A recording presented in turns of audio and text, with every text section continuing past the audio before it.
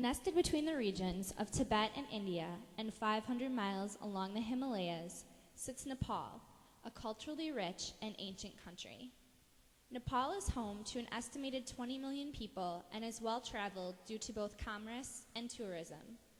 The people of Nepal hold different beliefs, thus making the region grounds for the combination of traditions, more specifically, religious doctrines. The two primary religions practiced in Nepal are Hinduism and Buddhism. While fundamentally Hinduism and Buddhism are not two unique religious practices, only 11 to 13% of the Nepalese population practices some form of Buddhism, the most popular of that being Mahayana, or more exactly, Vajrayana Buddhism. Even though a small percentage still practice, however, the history of Buddhism in Nepal is a tumultuous one, full of both religious successes and defeats. While Nepal has a diverse culture, amazing artwork, and rich scenery, it is primarily known as the birthplace of Buddhism. Creation myths state that Buddhism was born even before the Buddha himself, and that it has no true beginning. Many, in fact, believe that the predecessor to Buddha sowed the holy seed of the lotus flower in Nagashabaha, the lake where the serpent dwelled.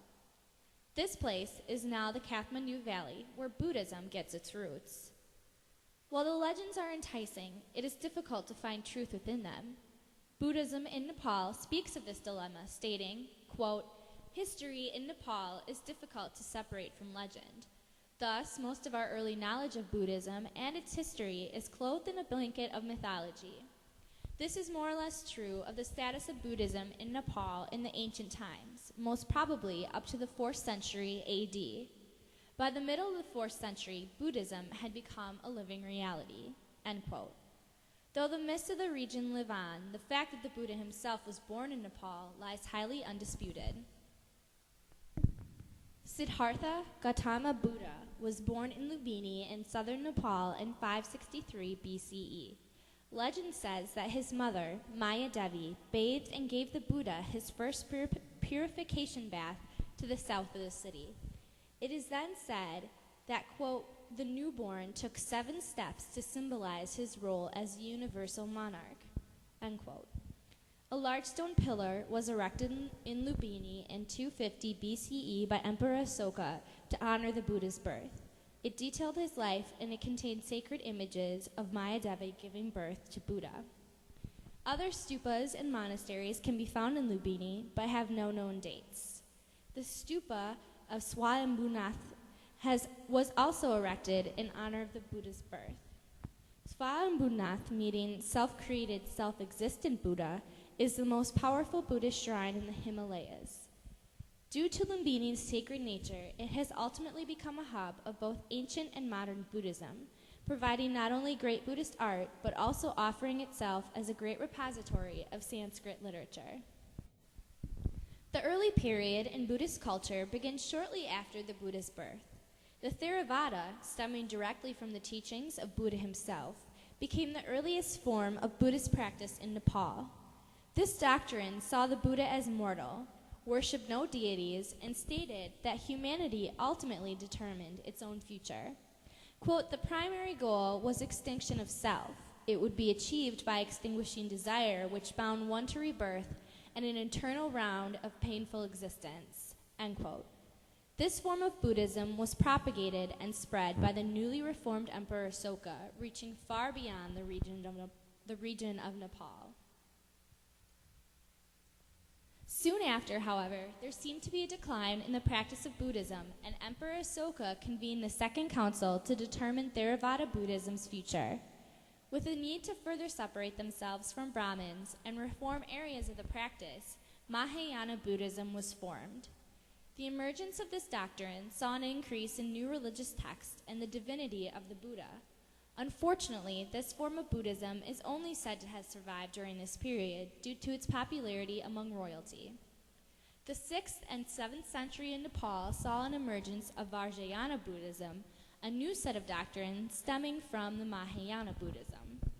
Due to an upsurge in Hindu teachings and people fleeing from a Muslim attack on India, however, the end of the 12th century saw a large decline in Buddhism, and many looked toward a Hindu-like caste hierarchy. Little is known about the medieval period in the history of Nepal. However, the region saw a spread of Buddhism both in and out of Nepal from its neighbors, India and Tibet. While there was a tradition still with Theravada Buddhism, again a reform of practice was sought. With this movement in areas of the doctrine, there came a need for a different kind of Buddhism, one that was appealing as other religions in the region. At this time, Tibetan Buddhism had become the most popular, and Tibet was seen as the Holy Land. New Buddhist ideals were brought from Tibet to Nepal, and it was evident that for Buddhism to survive, the caste system had to be destroyed. Thus, Vajrayana Buddhism was formed. This practice stemmed from the need to bring together areas of both Mahayana traditions and Hinduism. The practices sought a reform of integration, even seeking deities like that of the Hindu religion. Ultimately, the introduction of Vajrayana Buddhism and the blending of the two religions saved the tradition of Buddhism in Nepal.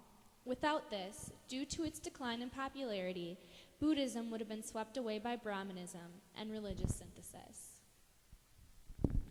At the end of the medieval period, an event occurred that had a monumental impact on both Nepal and its Buddhist culture. Muslims attacked India and a part of Nepal. Centers of practice Nepal. There was a surge of new people and ultimately new customs into the region, and it became known as a religious melting pot. In short, Nepal became a testing ground for new religions from India, and many schools of Buddhism began to flourish. The modern period of Buddhism, following the attacks on Nepal and the surrounding areas, was a period after a very dark one. There was a stark downfall in Buddhism in Nepal once again, and an upsurge of Hinduism.